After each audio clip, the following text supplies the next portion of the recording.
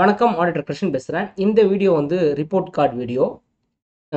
July and August first week வரைக்கும் நம்ம அகாடமியில் என்னென்ன நடந்திருக்கு, என்னென்ன கிளாஸஸ்லாம் போய்கிட்டு இருக்கு, என்ன பெண்டிங் அப்படின்றதெல்லாம் பற்றி இந்த வீடியோவில் சொல்கிறேன். First foundation classes.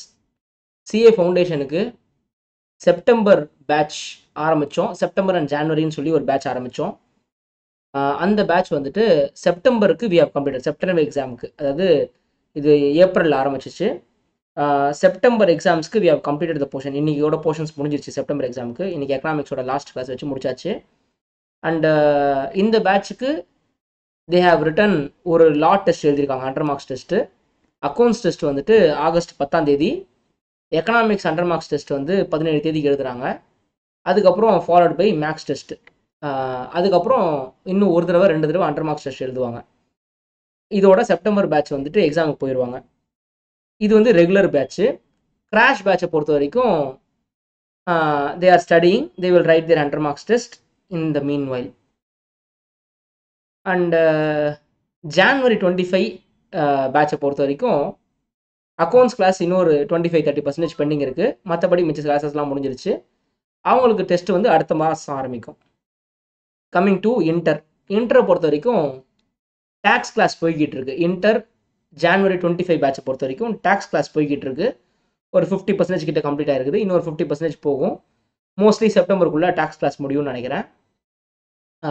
மிச்ச சப்ஜெக்ட்லாம் பொறுத்த வரைக்கும் அக்கௌண்ட்ஸ் முடிஞ்சிருச்சு, லா முடிஞ்சிருச்சு. அக்கௌண்ட்ஸ் அண்டர் மார்க்ஸ் டெஸ்ட் எழுதியாச்சு, இன்றைக்கி மார்க் கொடுத்தாச்சு. ஆவரேஜ் மார்க் ஒரு 50 to 53 அந்த ரேஞ்சில் வாங்குறாங்க. சில பேர் ஃபெயில் ஆகிட்டாங்க, அவங்க ரெடி ஆகணும். Highest mark 84. அண்டு லாவை பொறுத்த வரைக்கும் நம்ம மே மாதமே அண்டர் மார்க்ஸ் டெஸ்ட் வச்சுட்டோம், அதில் நல்ல மார்க் வாங்கியிருந்தாங்க.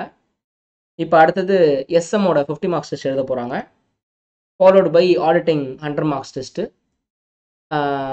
சப்ஜெக்ட்ஸை பொறுத்த வரைக்கும் டேக்ஸ் போய்கிட்டு இருக்கு, எஃப்எம் இன்னும் போகணும், காஸ்டிங் இன்னும் முடிக்க வேண்டியிருக்கு. ஸோ ஃபஸ்ட்டு குரூப்பில் டேக்ஸு, செகண்ட் குரூப்பில் costing and FM. So plan வந்து by October they will complete. இதான் பிளானு. இது ஜான்வரி பேட்சுக்கு. அடுத்தது we have started a fresh batch for June 2025.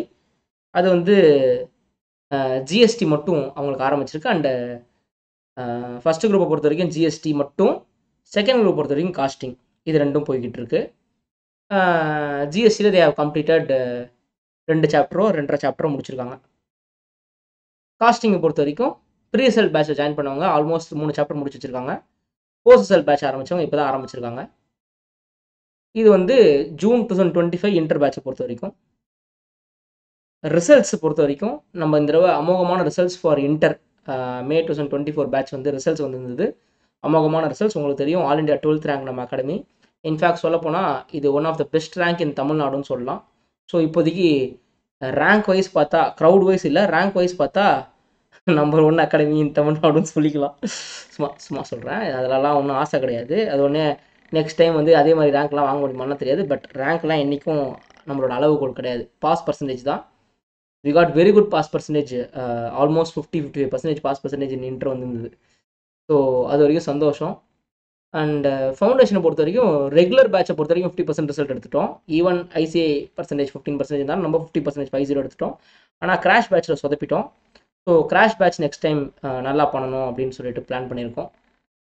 ஆனால் ரொம்ப டைம் கம்மி, அது ரொம்ப கஷ்டம் அது பண்ணுறதுக்கு. பார்ப்போம், டெஸ்ட் சீரீஸில் வச்சு அவங்கள முன்னேற்ற முடியுதான்னு பார்ப்போம். வருவாங்க எனக்கு தெரிஞ்சு. அட்லீஸ்ட் போன தடவை ஃபெயிலான பசங்க இந்த தடவை டெஸ்ட் சீரீஸில் அடித்து ஜம்ப்ஸ் பண்ணிடலான்னு பார்ப்போம்.